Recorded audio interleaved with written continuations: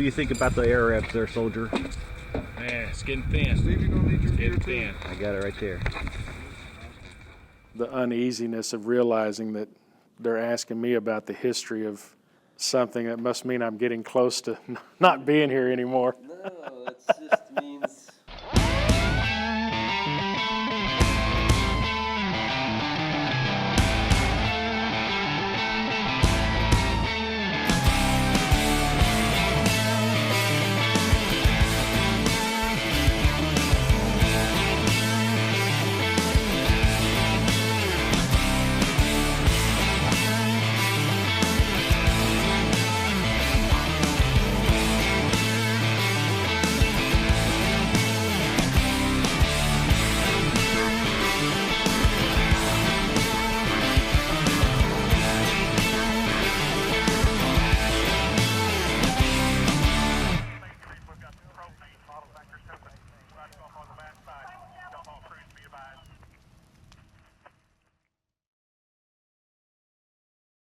Name's Michael Tinsley, captain with Flower Mound Fire Department.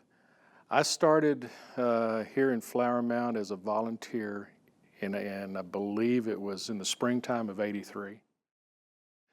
Didn't work in any fire service, emergency service. I was right off the street, no EMS, no fire, no nothing other than volunteer service. Got hired, was given the keys to the engine and said, there you go. And there were a lot of people that it was done that way back then. Basically, they required a high school education and a pulse, and I had both of those. So I wanted to do something different because what I was doing was driving me crazy, and I thought it was fun.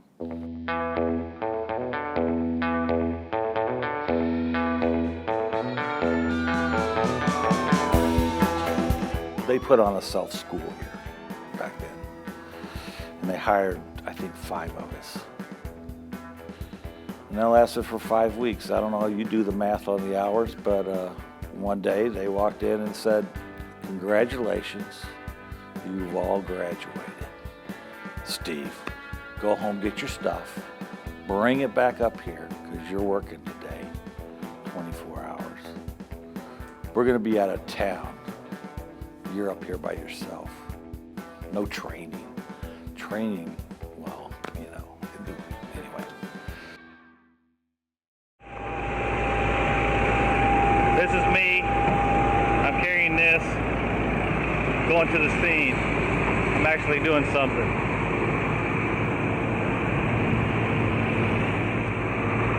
Here comes our illustrious lieutenant.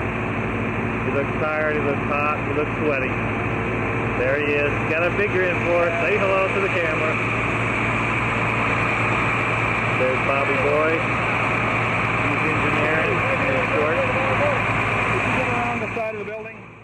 When I started, there were 3 firefighters, 1 per day. You had an A, a B, and a C shift firefighter. You were the fire department, and the other 2 off-duty guys had pagers and portable radios, and hopefully they came, and hopefully you got enough volunteers coming.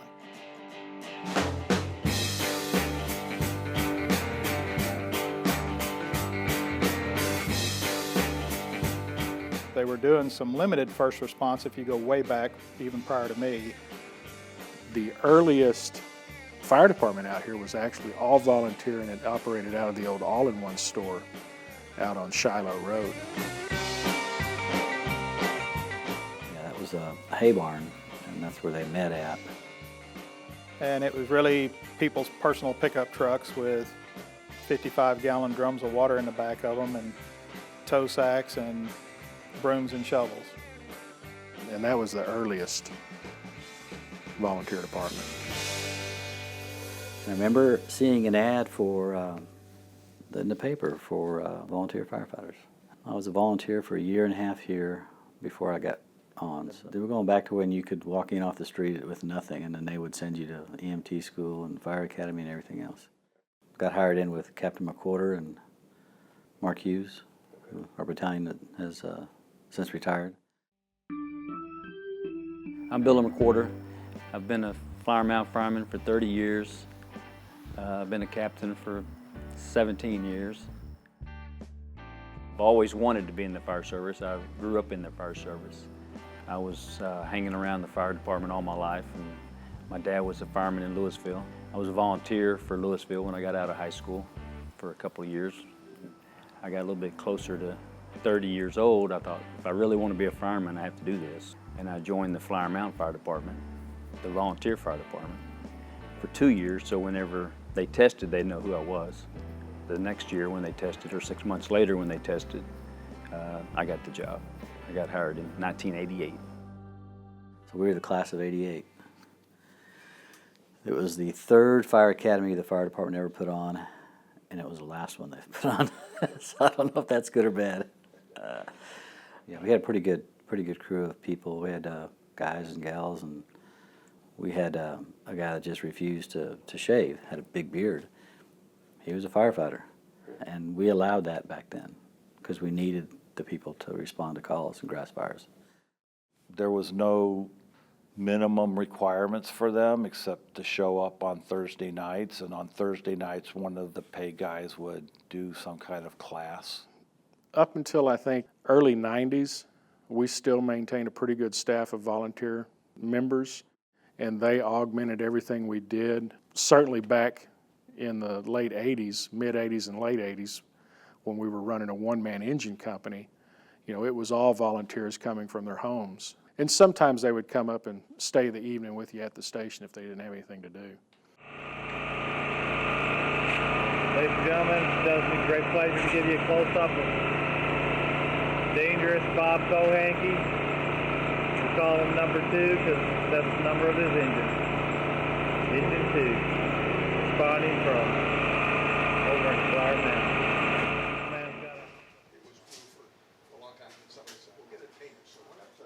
I'm Bob Kohanke, a volunteer in Flower Mound from about 1984 to about 2004.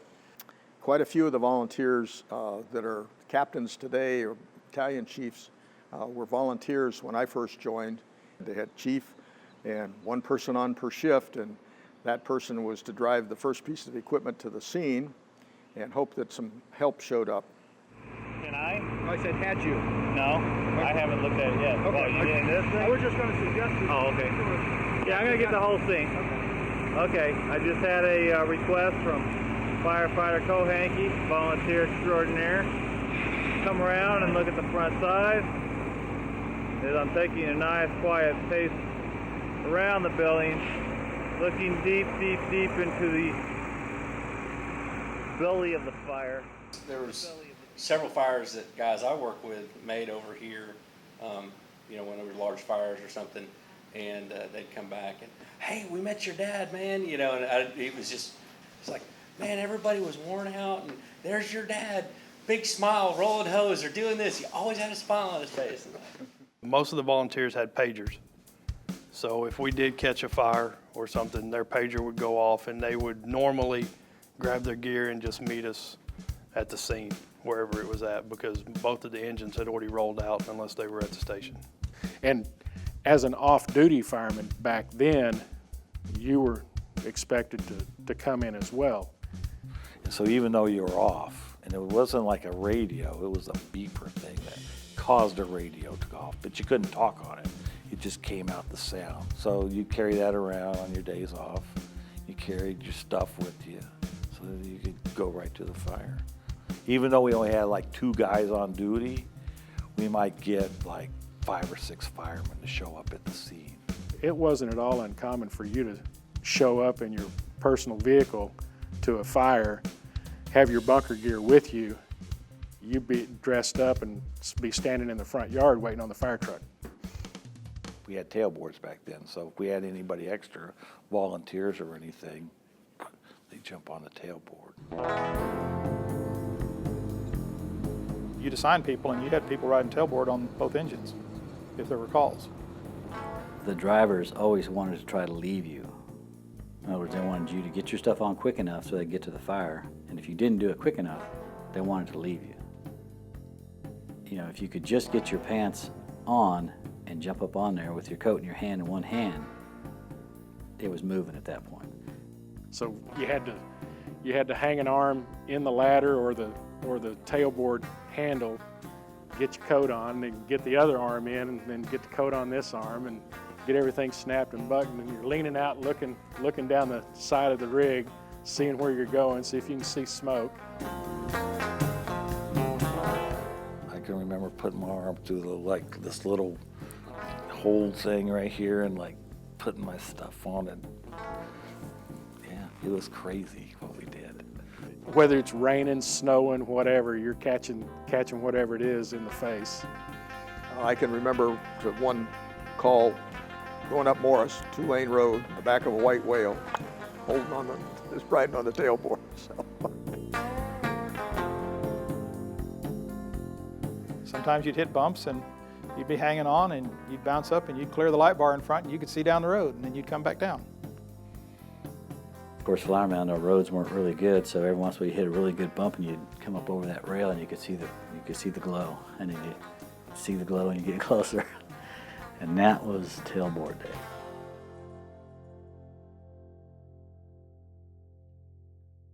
I am glad that I was at a time where we were still doing that, because that was stupid. It was fun. And a lot of guys nowadays, they didn't get to do that.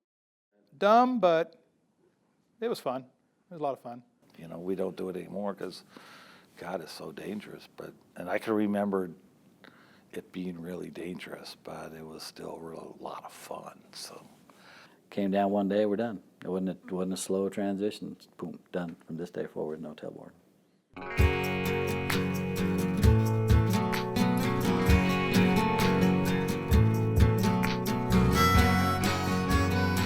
I was in the oil field pressure control business. I worked for a company down in Carrollton, Otis Engineering. Captain McWhorter worked at Otis Engineering. Just started looking for a career change. My neighbor was a volunteer fireman here in Flower Mound. He said, hey, he caught a page, and he said, hey, come go with me. And so I jumped in the car and went with him just to see what was going on. And it turned out to be a fatality accident, and I showed up with him, and he was trying to do CPR on a guy, and I was trying to assist a driver of another vehicle, but I didn't know anything about anything of what to do, how to do it, and decided that evening that, you know, if I'm going to do this, I'm going to learn what I'm doing. My wife and I moved out to Flower Mound in '79. So I've actually been in Flower Mound since '79. The only neighborhoods that were out here in '84 when I started, go by all the way back to '79 when we moved out here, was the Timber Creek development, Timber Valley, and that was all that was out here. I mean, there was only 2,000 people in Flower Mound back in those days.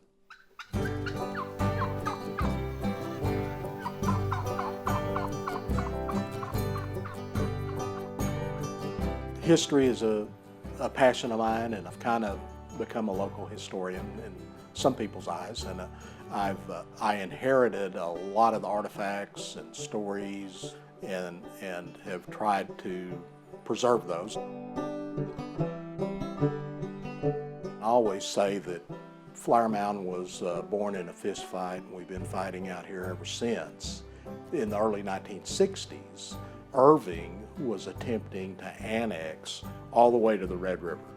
That forced Flower Mound to really incorporate to protect the future, to keep Louisville or Denton or somebody else from coming in and annexing us and telling us how to live our life versus controlling our own destiny. You got off the highway 35E in Louisville. As soon as you cross Orchard, it was as if electricity ceased to exist. Then you were in Flower Mound.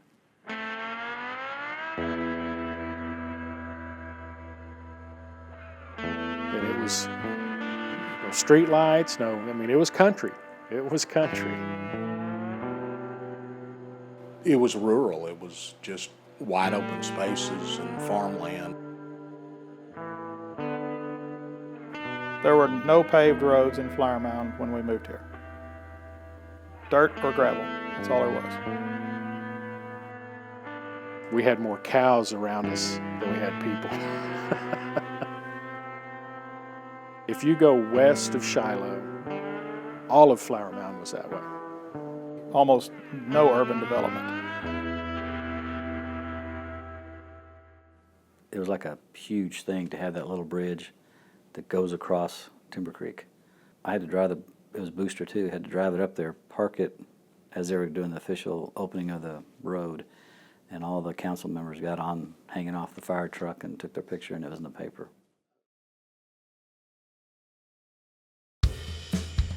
When Flower Mound decided to go to a paid department, they hired a fire chief.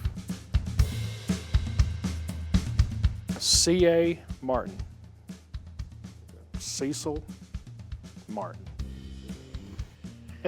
He was well known throughout the land. Classic mustache, and they come from Midland, Odessa. Truly a dinosaur of the industry. He'd been the training officer in Carrollton. He started in the fire service in Odessa, Texas in the 60s. And he started pre-SCBA days. Al Martin, he would be standing in the house, no gear on, but that's the kind of guy he was, and he'd be yelling at us, telling us what to do. But that's how those old guys, that's what they grew up doing. And it was just second nature for them. Big Al was one of those guys with a big foot. Everything was a big foot. Knock the door down with your foot and just go in. If you need the air mask here in a little bit, put it on, but we're going in there and, putting the fire out. So that's what we did.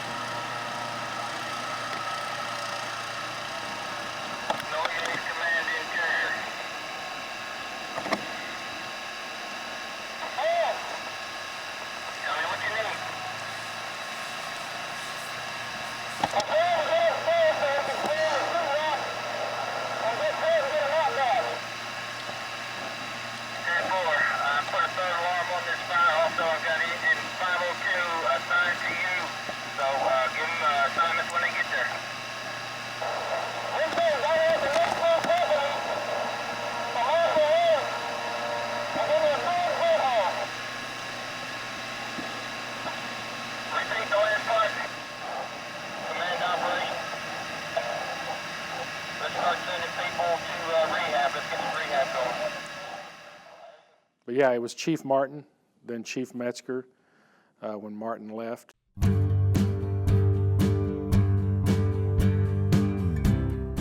Our second chief was our fire prevention officer. He was our second fire marshal. Several years later, he became our fire chief, and that was Eric Metzger. When he came here, he came as a fire marshal. And he was a fire marshal for a little while till he became chief.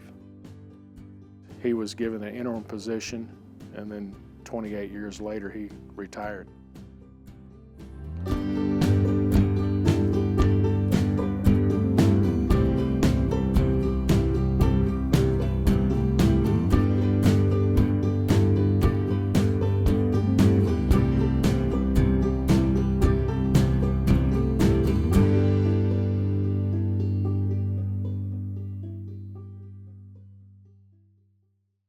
So how long have you been in the fire service? So almost exactly 25 years. Okay. And so that included my time in Pantego in the middle of Arlington, and then my time in Coppell next door. And I was in Coppell about right at 20 years. And then I've been here 3 years with Flower Mound Fire Department. I came to Flower Mound August of 2014, so it's almost exactly 3 years to the day. Working next door and promoting through the ranks to the Assistant Chief of Operations, I knew a lot about Flower Mound Fire Department, side by side with other chiefs, including Eric Metzger, and just knowing about Flower Mound and the growth and things that were happening, and really the potential. That was super exciting for me. They say every fire chief gets a honeymoon. I did. I certainly did, and it's been beyond my wildest dreams. We've been blessed with lots of opportunity to improve the organization, not only with hiring, buying the right equipment, making sure that our fire trucks are well suited to meet the needs and the challenges of our service demands. But really, those are things. And as new and great as they are, over time, they get old. So yeah, I'm proud of the things, fire trucks, but I'm mostly proud about our people and our staff.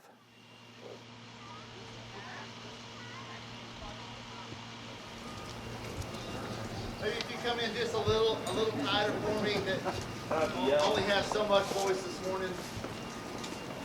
Welcome everybody. This is another very exciting time for the Flower Mound Fire Department. So a little bit of the stats of this apparatus. Now a 2017 Pierce Velocity with a 1,500 gallon pump, 750 gallons of water, as well as the 40 gallon foam cell that's on board. You might notice that on the door it says Paramedic Engine Company. We're really proud of our service delivery as paramedics within the department, and we deliver advanced life support to our citizens. The push-in ceremony is a traditional ceremony. It replicates the fire service of old, where horse companies pulling steam pumpers would come back to the fire station, and then they would wash down the steam pumper before they pushed it up into the bay. And what they were washing off most times was manure off of the wheels. And so in symbolic fashion, we'll wash the wheels of engine 503 today. We'll wash down those and dry them, and then we'll push in to the bay. It is your rig, it is your apparatus, and we want you to be part of this with us. And so let's go ahead and get the wheel washed. Y'all watch out, you might get wet. I'm going to turn the time over to Engineer Chaplain Jeff Burks for a couple of comments before our prayer. When we do that, we always put hands on the apparatus. We grab hold of the apparatus and offer that dedicatory prayer for it, and then we push in.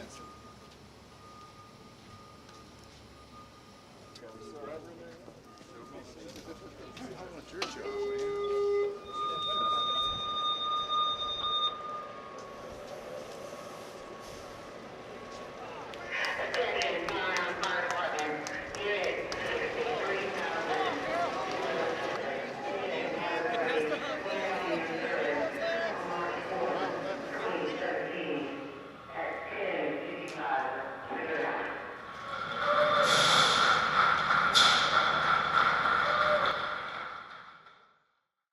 Yeah, that truck will be old soon. That truck will, one day we'll watch it drive off to auction. And it wasn't so many years ago, it was the newest thing for the Flower Mound Fire Department. But, its days are numbered. Those things tarnish and fade and lose their flair. But the people are the long-term assets of the organization.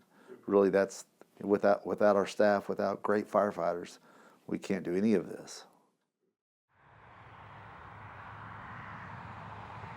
In '84, we had 2 engines, and we affectionately referred to them as the White Whales. They were 1979 American LaFrancis. They were white. They were the cab-over Fords. Think old garbage truck chassis, because that's really what those are, with the old flip-over cabs that had the little bitty window behind the front seats. They're gasoline motors, 5-speed manual transmissions.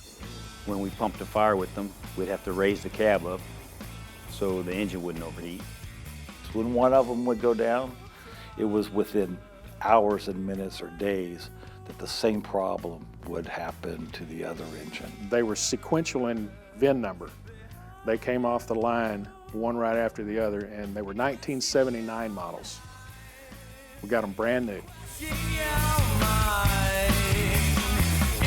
You had to be careful about jamming it up and hitting first gear and not losing a knuckle. We didn't ever tell anybody. First time you drove it, you'd hit it up there and bam, knuckles would just start bleeding. But after that, you know, you learn to just use the palm of your hand. If you didn't know exactly how to put your hand on the gear shift, when you shifted gears, you would smash your knuckles into the dash and wreck the whole thing. One of them, I remember, he kept having this yoke problem with the shifter because they were also 4 on the floor. But it had this yoke, like here, and down below where this is the shifter and this is that moves the transmission. And this thing would always come flying off. And so you would just be without any gear, driving down the road. It was like, holy crap. And I remember it going out on a structure fire. We're pumping away and all of a sudden that thing just pops out. So, you know, we lost our pump and stopped just a second, get up underneath there, bam it up in, cram it up in there, and start it up and start pumping again. Yeah. What we ran first out was the tanker, which was a GMC commercial chassis with a 1,000-gallon water tank on the back of it that was not baffled. We had a tender. I think it was a GMC, 1985 GMC cab chassis, 1,000 gallons of water, had a diesel pump on the back end of it. We called that one the milk truck because that's really what it looked like, was a milk truck. We had an old milk truck, I believe is what it was, prior to being converted to a tanker. And that one would every now and then have to run first out, but it was another standard piece of equipment. When you turn the corner, water would slosh out of it. So you either went with full of water or no water, because anything in between was not good.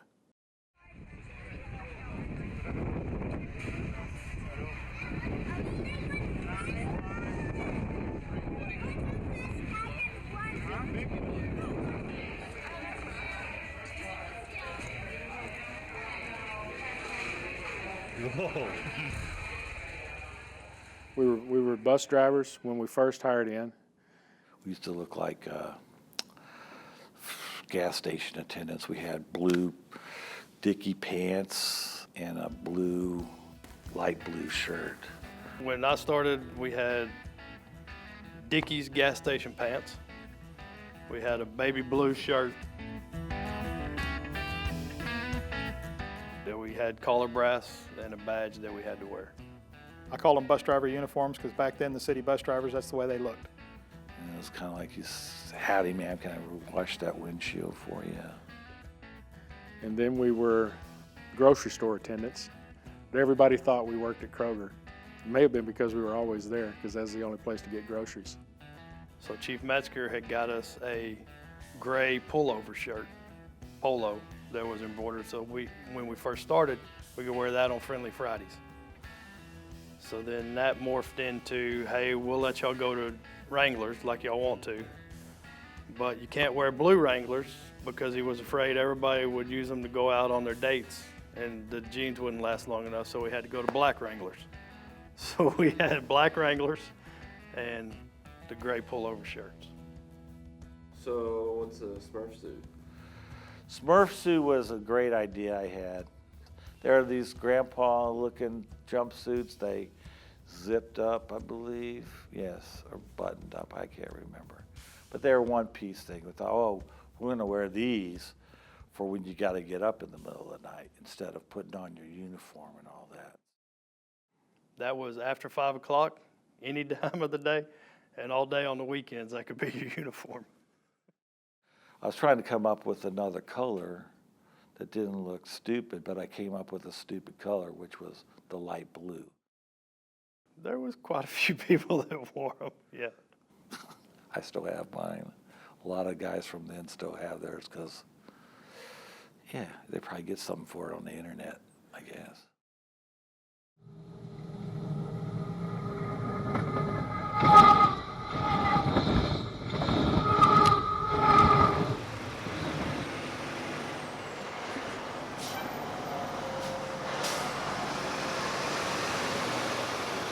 We've been able to Field Temporary Fire Station number 6, which is really the western operations and maintenance facility for Public Works.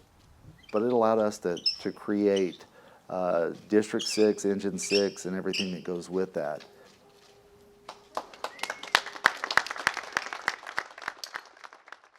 And so what I hope to do there is capitalize on the staffing and the equipment to serve a greater need throughout the community.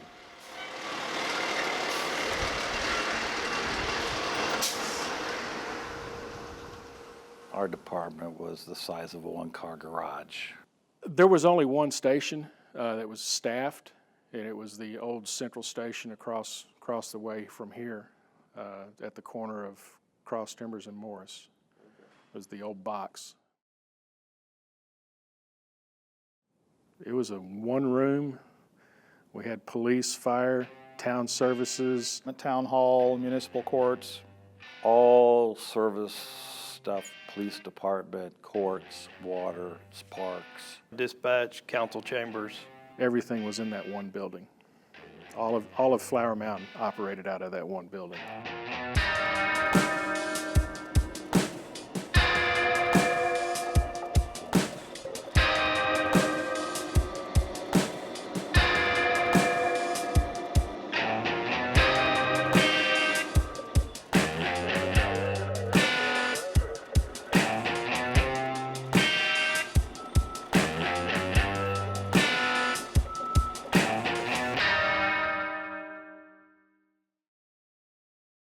If I was going to put a guess on it, I'd say less than 500 square feet for the living quarters. So it was tight. It was very tight quarters. The town manager was in the corner office, and the police chief was in the other office. And I think there was a director of public works officed over there. And then on the other side of the building, you had the fire chief, the assistant chief, and then all the firemen were in one little room. It's 20 by 10. And in that we had bedrooms, a bedroom. We had 2 beds in there and a desk, a sink. The bathroom was in the bedroom. The shower was also in the bedroom. The sink was in the bedroom.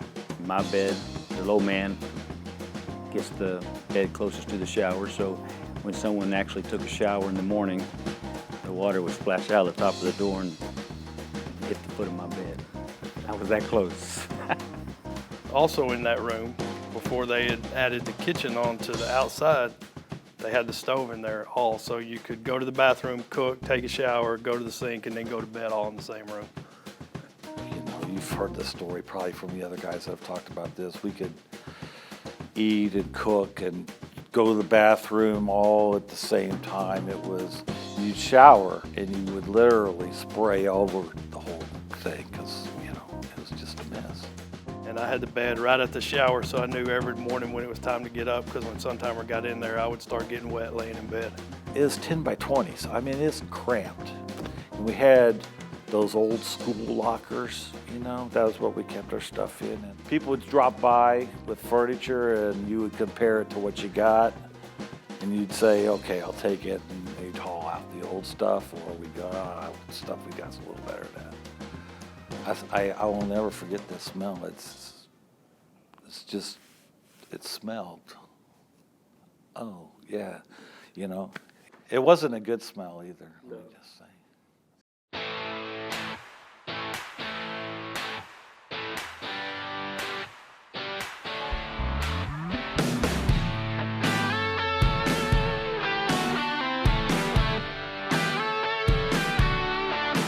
Black leather jacket and your favorite pair of shades. They got them cheap down at Texaco. If you ain't got the real thing, well, I've been goose damn near all my life. But Maverick's taking flight tonight. We're up here this week doing final inspection on a apparatus that the manufacturer has completed. So we will check to make sure it meets our spec, that all the options that we picked are there. We also will check it for fit and finish to make sure that there's no scratches in the paint, that everything operates properly, and so that when that apparatus comes to Texas, it's a finished product and ready to go. You know I'm on a mission to kill my inhibitions. The fire apparatus that we are doing final inspection on is a 95-foot mid-mount aerial platform. This new mid-mount platform will be the new Truck 501.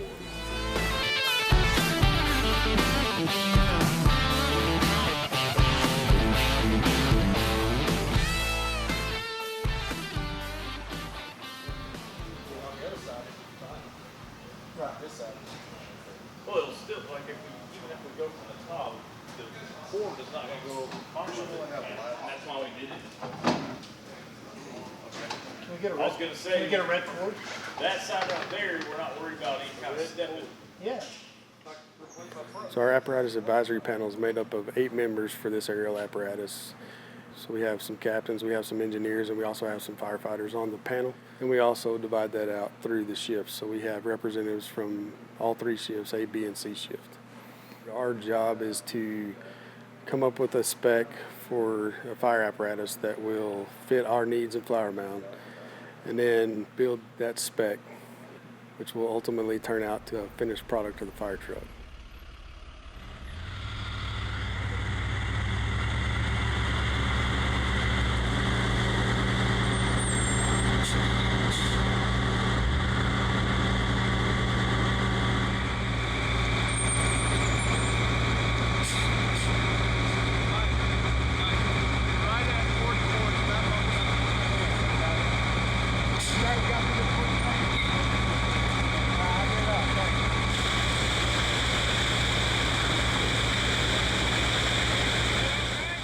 We had this big old red Army tanker.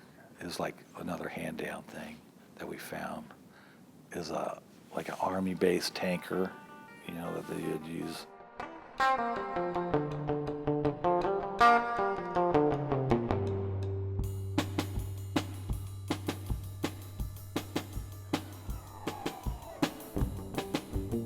We got another tanker from Government Services that was huge. It was the first 3,000 gallon tanker that we got, or 2,500 gallons, one of the two. And we got that for some surplus thing for $1.25 or something, I don't remember. And Roger McCurley did a lot of work on getting that thing going, but it had been ran in the military, and it served us for a while. We got that early 90s, I think. And we had a bunch of other equipment back then that was, I call it homemade, because as you know, firemen are very creative, and we had some guys that could do good work. All of our brush trucks were hand-built, that we built from old junk that we found or bought for next to nothing. We were constantly getting government surplus, 6x, 4x, and he'd get them running, and they'd slap a Dutz pump, whatever it is, on the back, that German pump, and fight grass fire all day long. You know, if we needed it, we did it. It was, we did a lot of that. A whole lot of equipment was done that way. Station 2 had, we called it Booster 2, which was a Chevrolet pickup, had 2 jump seats that were exposed out back, and then a catwalk and a pump panel, which the pump panel was run by a separate motor from the one that drove the truck. If anybody rode on the jump seats, they always had to put their helmet on, but their head stuck above the light bar. So. Opened Station 2 in April of 1985. I was stationed out there the first day it opened. It was me. I had an Army cot to sleep on. I had a hot tray to cook meals on. There was one incandescent bulb hanging down from a plain wire, and I had a telephone. You got this side of town, Station 1's got that side of town. It was just a metal building, nothing like it is today. A metal building, you know, with some beds in it and a little kitchenette or something, and, you know, you function. It was truly built for the volunteers before we had any paid staff. So the one out off Shiloh was there before the one at Cross Timbers and Morris. And it went through renovations, and we added brick to the outside of it, and we did everything we could to make it look good, but it was still just a metal building. I can remember working in Station 2, and I actually worked 11 shifts in a row without turning a wheel. I can remember sitting out at Station 2, and literally there would be 20 or 30 cars go by in a day. And now you've got that many backed up at the street light.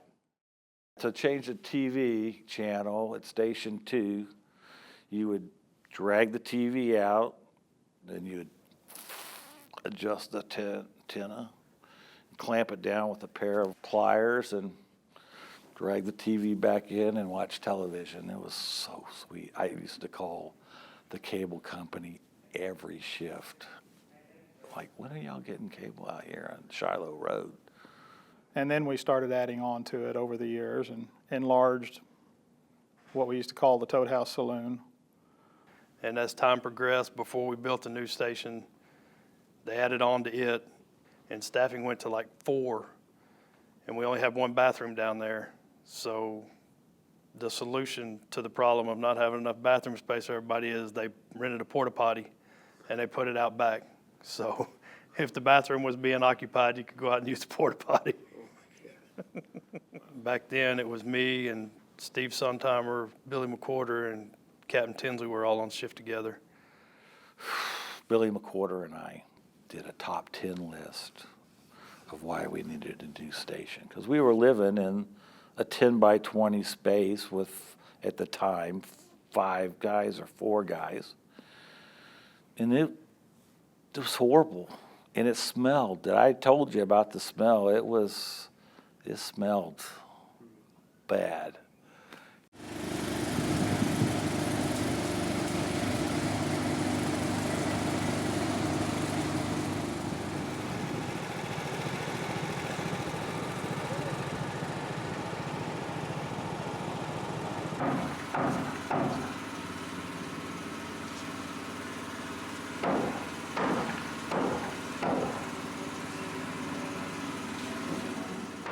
When I hired in '84, they said we would have, we were going to build a new Station 1 in 2 years.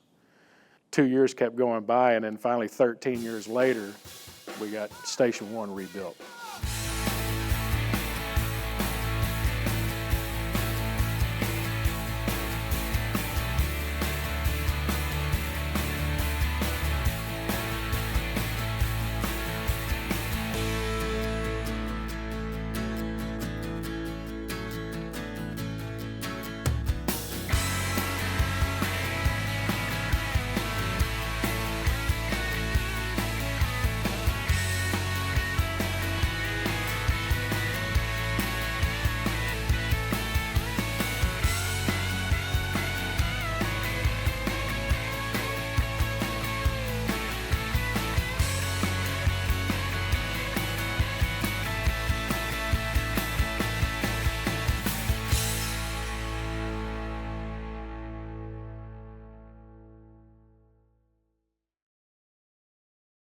My brother-in-law was a fireman in Louisville, and he said, Flower Mound's got some volunteers. You could at least go over there and see if you like it or not, So I did, and 3 days later, they had a burnt house. And they said, put on this gear and go in and fight that fire. So I went in and put on the gear and went in and fought the fire. And then they said, if you like it, we're testing in like 2 weeks. I tested. I think I showed up and there was like 500 other people there. I tested out at the top of that class, and it was like, really, seriously, I got a pulse and a high school education, so I'm good to go. In this department, they did, before I got here, wear hip boots with long coats. But there was volunteers, and I think most of that gear was given to them by somebody else, and so it was old when we got it. First thing we had was the rubber waist boots. You jumped in those, rolled them up, then you jumped on the back of the engine and you got dressed the rest of the way on the back of the engine while it's rolling down the road. I actually started with hip boots and a long coat. You had rubber boots that came up to your thigh, and you had a coat that basically hung down to your calves. The paid guys actually had bunker pants. During the day, you didn't wear your bunker pants, you wore your day boots. That's what they were called, day boots. We had the old Scott 2As. It was the, one of the earliest versions of breathing apparatus. We had them. We used them. Even though the fire chief was pre-SCBA days, if he caught us not wearing them, we were in trouble. Now, you'd shuck them pretty quick once you knocked the fire out.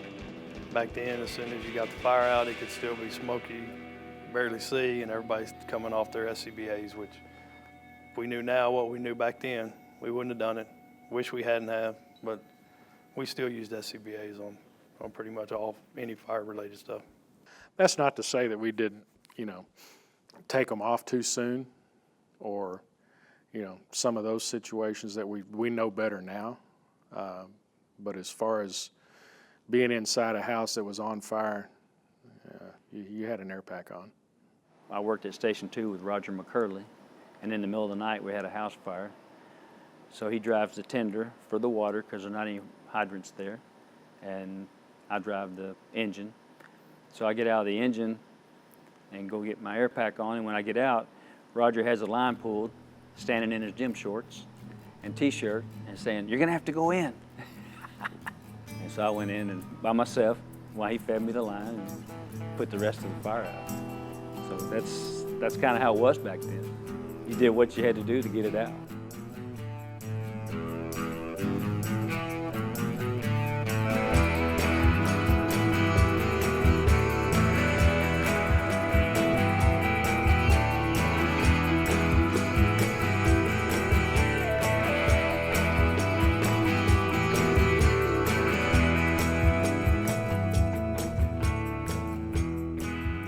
We ran one ambulance, and that's what we called it, Ambulance 1, ran out of Central, and we covered from the east side to the west side, south side to the north side with one ambulance. I might be wrong, but I don't think we started ambulance service here until 87, 88. Louisville ran our ambulance. We had to wait for an ambulance to come from Louisville.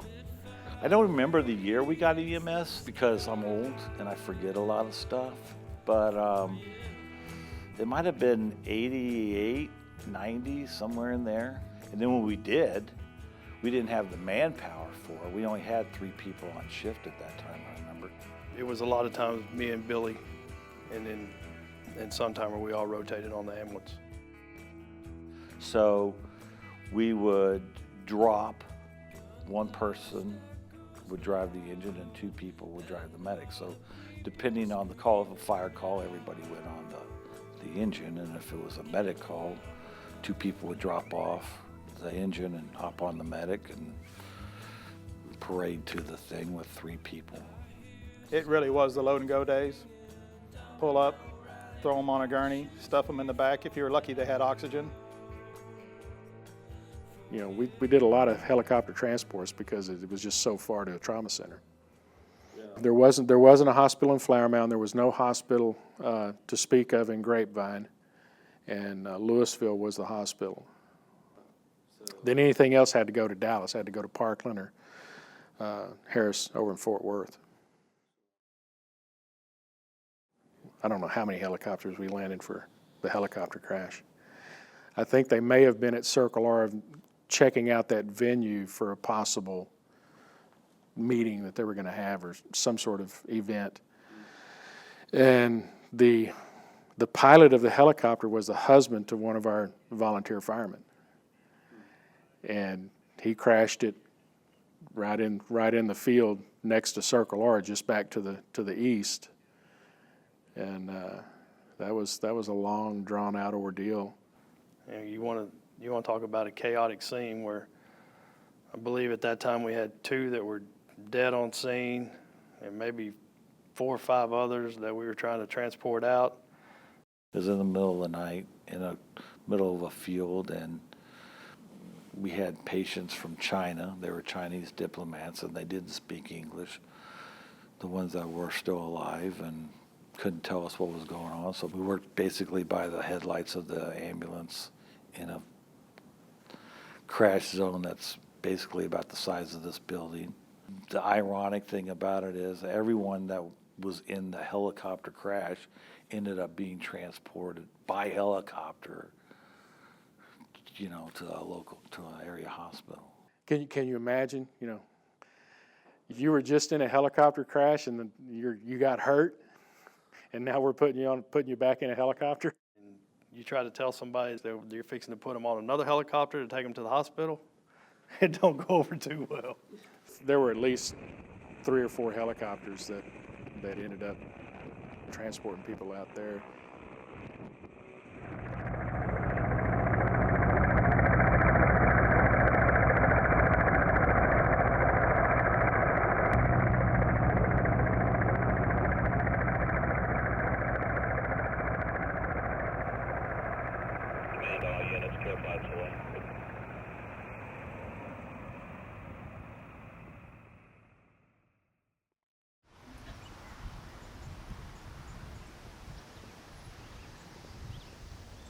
Live from Victory Park, this is News 8 at 6, Saturday.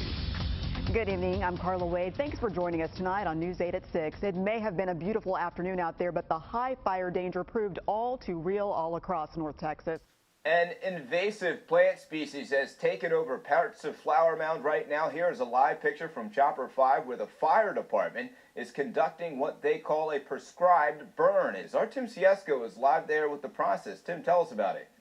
Firefighters say it creates a potentially dangerous situation where one little spark could cause the whole mound to erupt. That's why today they performed a controlled burn on roughly 8 acres of the mound, igniting it little by little, with firefighters and trucks keeping a watchful eye on the fire just in case it tried to get away from them. There's a lot of science, fire science, fuel behavior to understand when and how and where you're going to start that fire.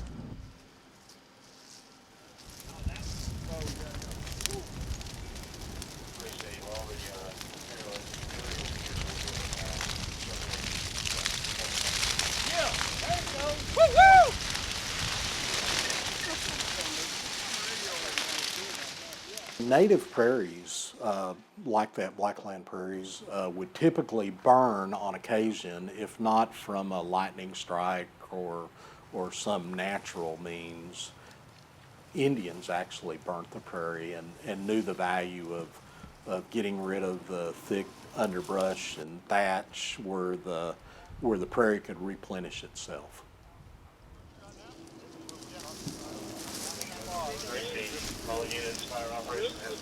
If you don't clear out the brush periodically, when things get drought, now you have a massive problem.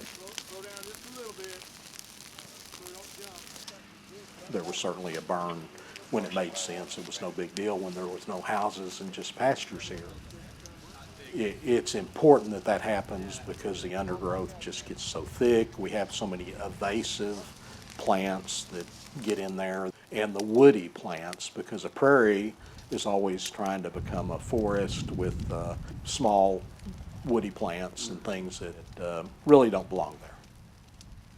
But it was always fun to burn the mound. The firemen were the fire business, so we always enjoyed burning it. Got into some brush a couple of times, threatened some houses, but had enough resources to swat it down before it got to the house. So. 83, 85, and that range was the last burn up until this year when we were able to burn it again. And we did it a couple more years later. I don't know if anybody remembers that, but we did it a couple of years later, and it was after they built those houses over there by the mound. And a couple of people complained about the smoke, and so that's when we stopped doing the burning of the mound.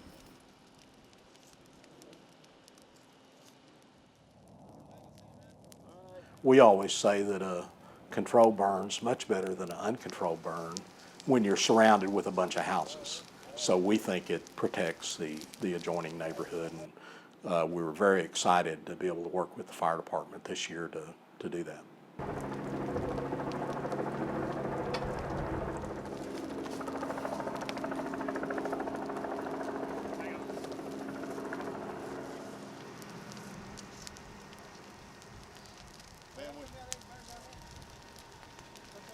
This is solid all the way.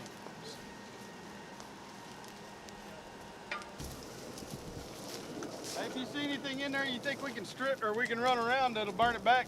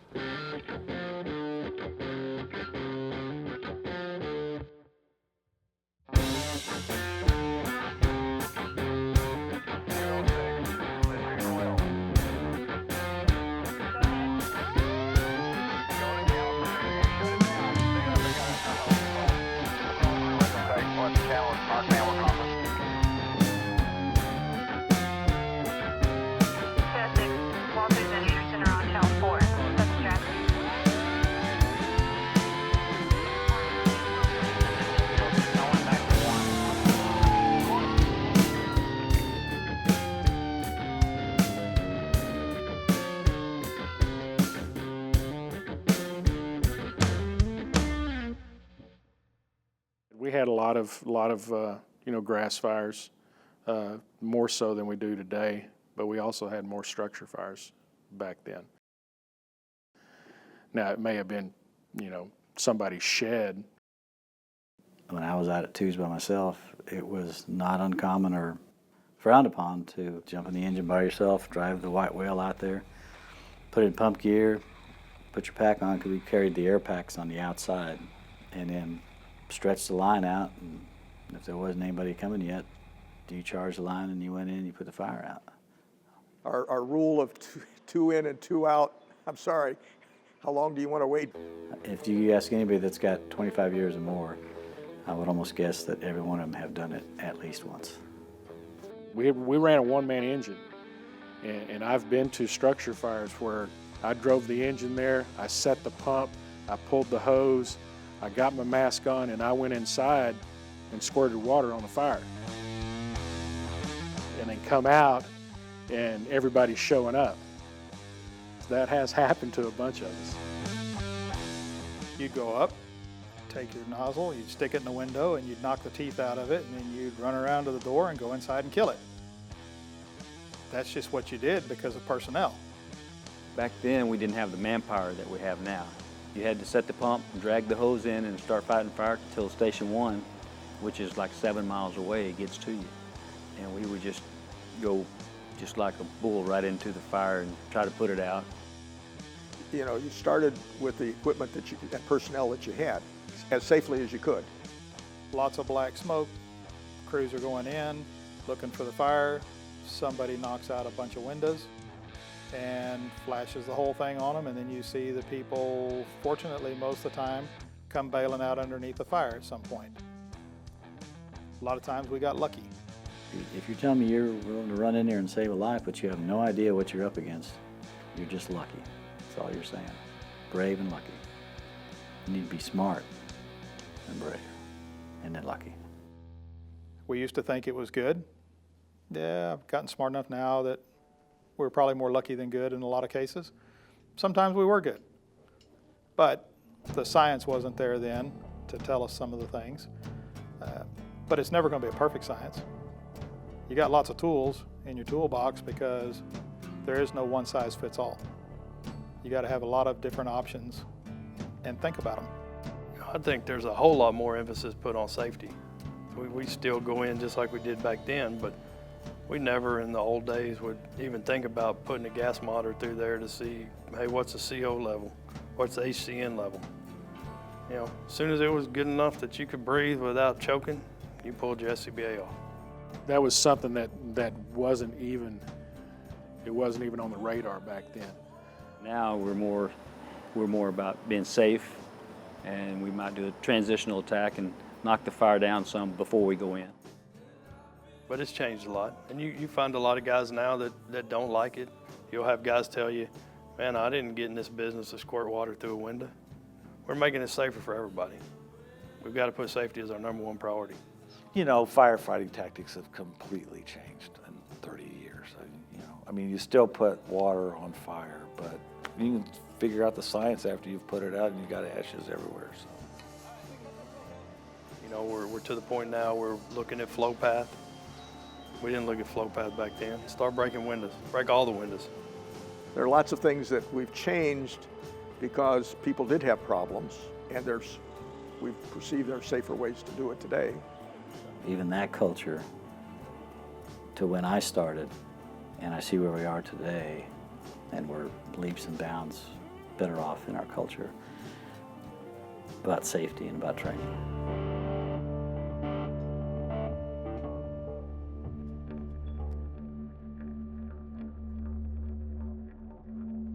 Safety is the main priority. You know, we all know that there's going to be firefighter fatalities. Do we want to get it down to 0? Yeah, that's where we want to get it down to, but I don't think any of us signed up to say, I'm going to die a fireman in a fire.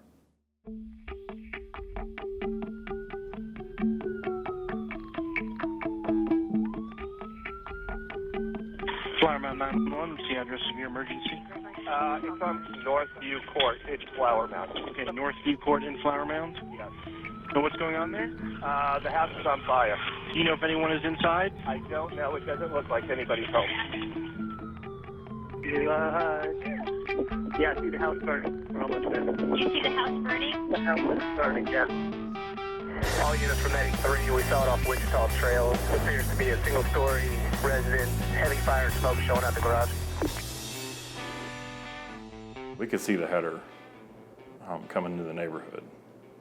I mean, it was huge. I mean, it had plenty of time to burn that garage unnoticed, and it finally broke through the roof, so it was already through the roof before Engine 3 got there. Now we got a 2-story heavy fire and smoke coming from the garage. There is a fire hydrant at the corner. I was at Station 5 at the time. I'd just been promoted to captain, and it was my first fire call as a captain. All day, it was hot and dry, winds are blowing real hard. Hanging out in the captain's office, and the tones dropped. Got really excited because we got to go fight a fire. 6-4, possible structure fire. We got assigned to go do a search of the second floor. So we get up to the front door, and there's smoke in the house, and make our way up the stairs, and it's floor to ceiling, 0 visibility. I told Gus we're going to do a left-hand search. We hit the first bedroom, found a bed, found that bed, swept the bed, looked on either side of it real quick, felt around, didn't find anything. Went to the next room, it was a bathroom, did a quick search on that, went to the third room, and as soon as we crossed the threshold, there wasn't a door, it was just an opening. Looked to my left, and there was this rectangle on the wall, orange rectangle. And I was like, well, that's an air return vent. That's where the smoke's coming from. There's fire behind that wall. So I told Gus, hey man, we got fire on the walls. Let's get out of here. Went from no visibility to now flames is all I can see. So we spin around to leave, and we're walking and we're walking and we're walking. It seems like forever, and the next thing I see was that hole.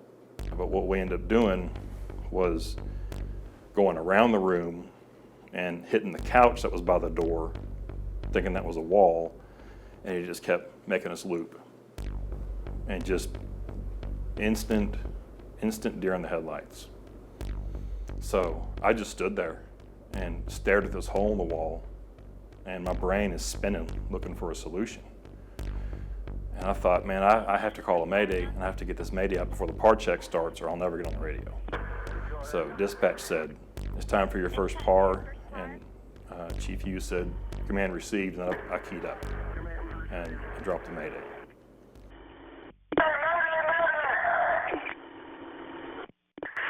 Go ahead, mayday.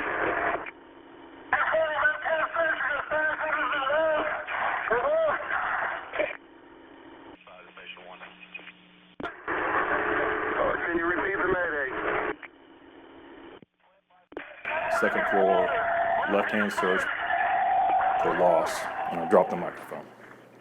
And that was the last time I got on the radio. Received your loss, doing a left-hand search on the second floor. I can't come up with the words that describe, how bad it felt to be in that situation. It was horrible.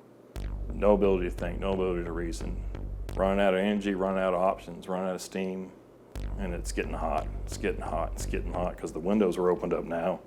The fire was behind us. The wind was blowing from the garage through that hole, through the windows now.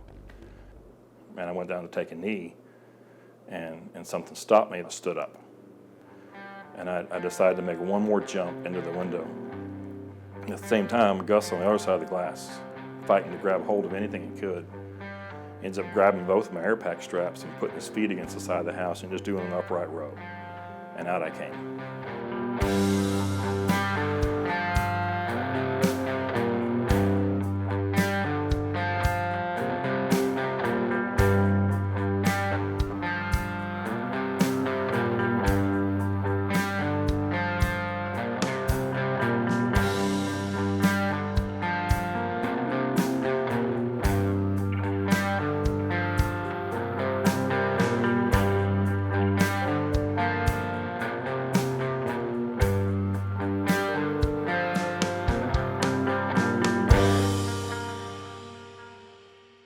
Have you ever had an incident or something that kind of made you second guess, kind of think, what did I get myself into? Oh, countless times. Countless. Every time you got to deal with, some of the tragedies that you have to deal with, you want, why am I doing this? Well, I can tell you, after 31 years, it's getting harder and harder to do. We had this thing about just pushing it down, just press,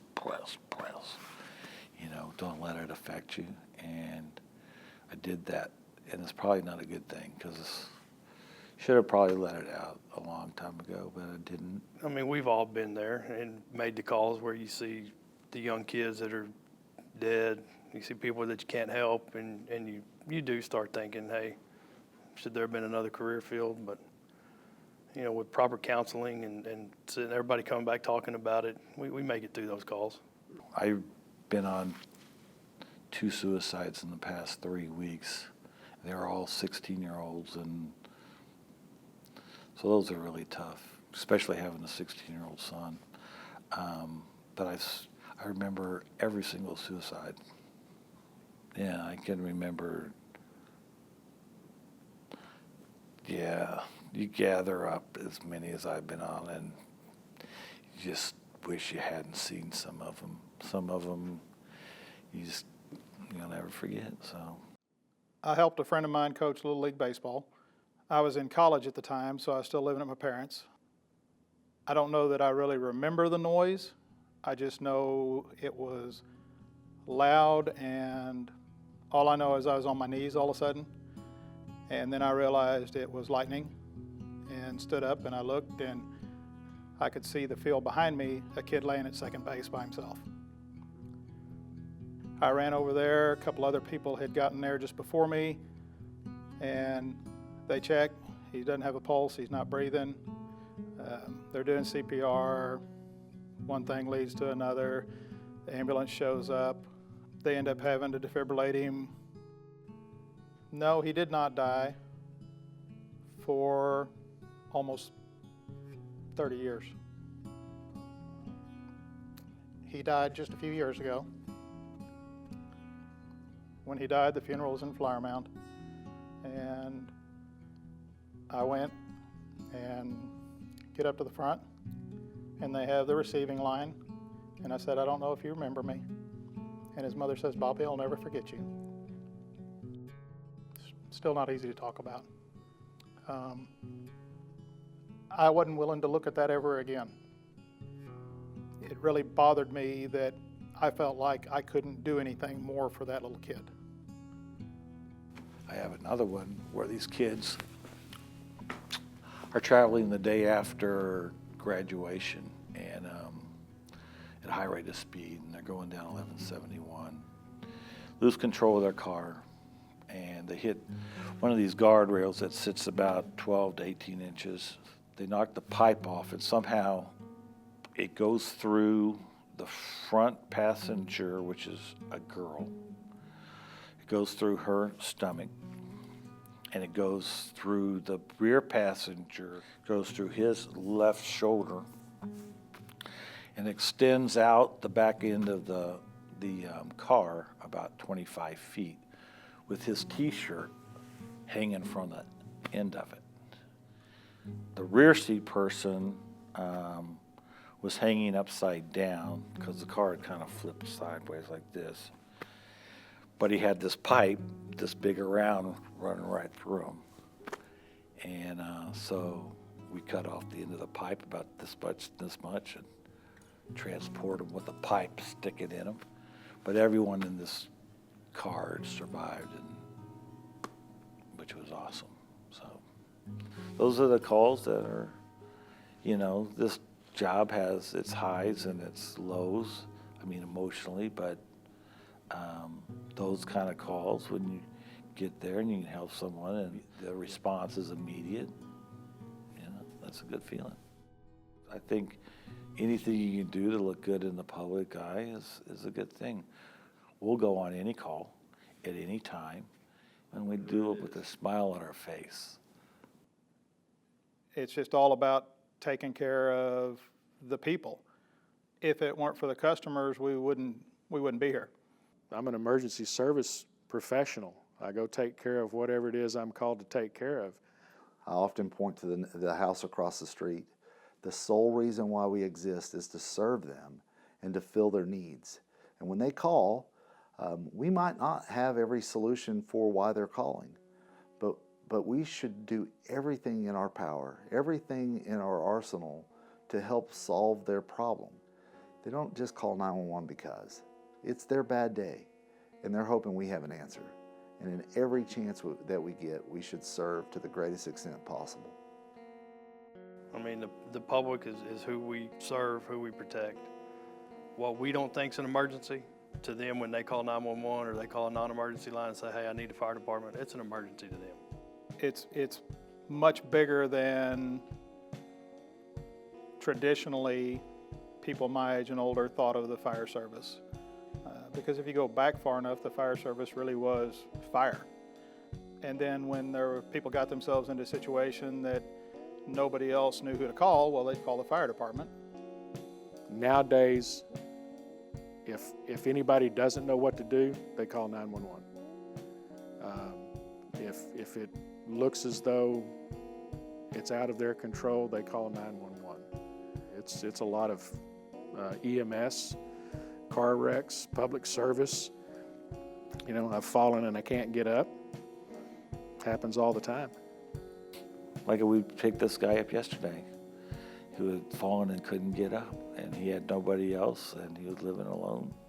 So, it makes you feel good. And we're here to make them happy. Like I say, what we think's an emergency to us can be totally different to them. When they call, that's truly an emergency to them. They only need us to serve in that capacity. Now, some might think, well, that's not firefighting, or that's not paramedicine. Well, in many ways it is. It's preventing further harm. It's preventing other problems. When they call us because they need help. I actually delivered a baby one time because the neighbor didn't want to take the woman who's next door neighbor because she didn't want to jack up her leather seats. But we'll help anyone at any time. I've gotten cats out of trees before. Seriously. You know that if you just go away, maybe put some can of food, someday that cat's going to come down. This is training days and training nights.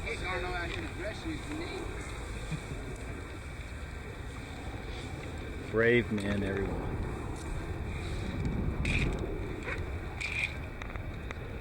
This is a before shot. There's an American hero.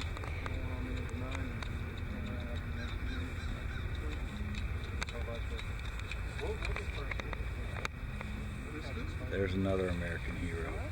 Rotate whoever's out, take the call. Y'all are You got the whole town, Robert, in your hand. You got the whole town. Scene 2. These are going to be the second men in. This is part 3, Steve Suntimer film. These men are ready, put their lives on the line. Day or night or day. This job isn't for everyone. Just because you want to be a fireman doesn't mean you're, capable of being a fireman. If you were to go through this profession just relying on your experience, you will have such a misunderstanding of what it is we do.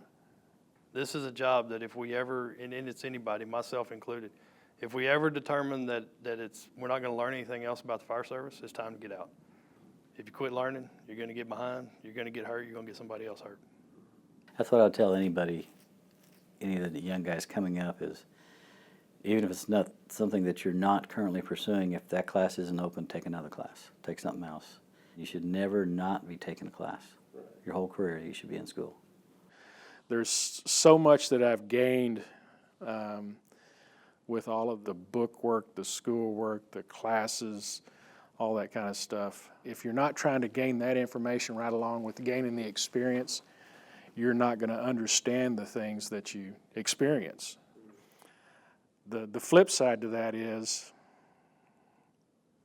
knowing all the book stuff doesn't help you a damn bit when you're bellied up underneath it and it's trying to kill you. Then you have to rely on the experience that you have. One or the other solely is not going to make it. You need both. This is really a common sense job, like really common sense. Well, that's how I got by. 31 years, common sense. School of hard knocks, that's it. You may be able to lift and move and do all the things that are required of it, but that's just part of being a fireman. It doesn't make you a fireman. That's why I say not everyone's made to be a fireman. You can read all you want and be the smartest guy in the room. Doesn't make you a fireman. It can be an ugly business, but it can be an absolutely fantastic business. Hopefully there's less and less of the ugly side, but it's also a changing world and who knows what it's going to bring. You get to see a whole bunch of different stuff, I've delivered babies and I've seen people die, and that's some of the most horrific things, but I've also done some of the most amazing things too, so that I wouldn't be able to do. Cooking fries or flipping burgers, you wouldn't be doing that.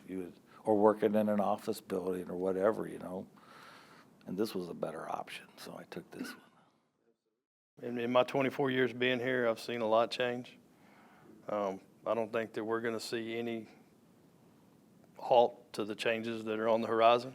I think you're going to continue to see us growing where we're going and moving forward.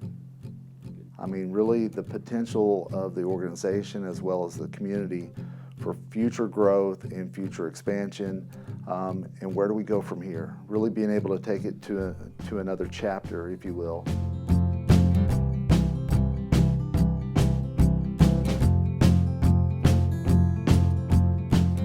It's grown in personnel, it's grown in equipment, it's grown in professionalism, it's grown in capability, and it's kept pace with the town's growth, which is a good thing.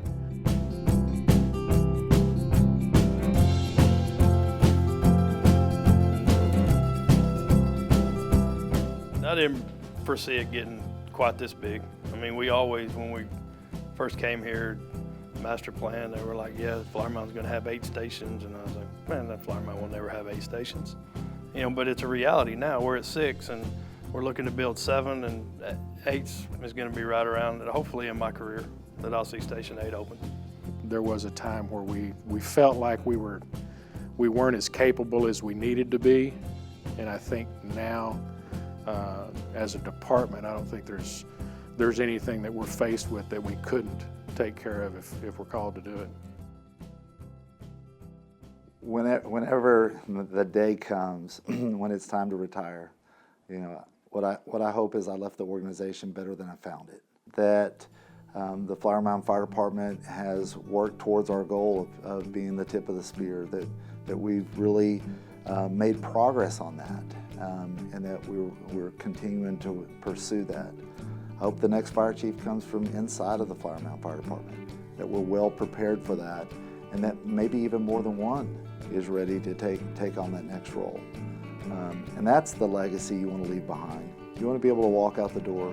You want to even be able to leave for an extended period of time and know that other members of the organization are well prepared to take on the next role.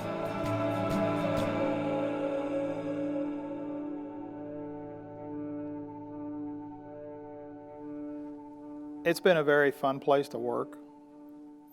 I think Flower Mound is a great place for firefighters to be.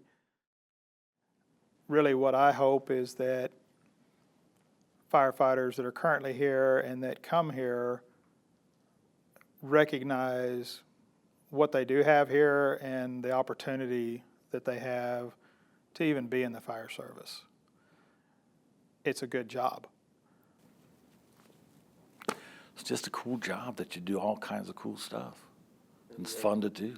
You never know what you're going to do every day. No, every day you have not a freaking clue of what you're going to do today.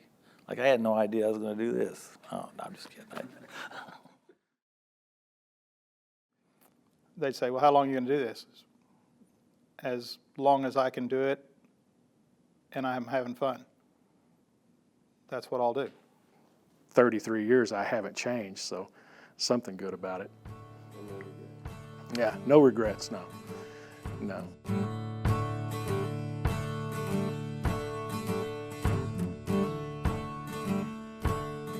We did work with what we had, and we had fun doing it, because we knew, you know, someday we'd have a department like this, you know, and now we do. We got the best stuff, we got the best equipment, we have the best buildings. It's changed. Oh my God, has it changed. And I've had fun every day I've been here for over 30 years now. I mean, if it wasn't fun, I probably wouldn't be here. But I keep doing it. Because yesterday I worked and I had fun, and I had fun the day before that. I get to go out there and play and pull a hose and fight fire. I mean, once it's in your blood, you don't want to give it up.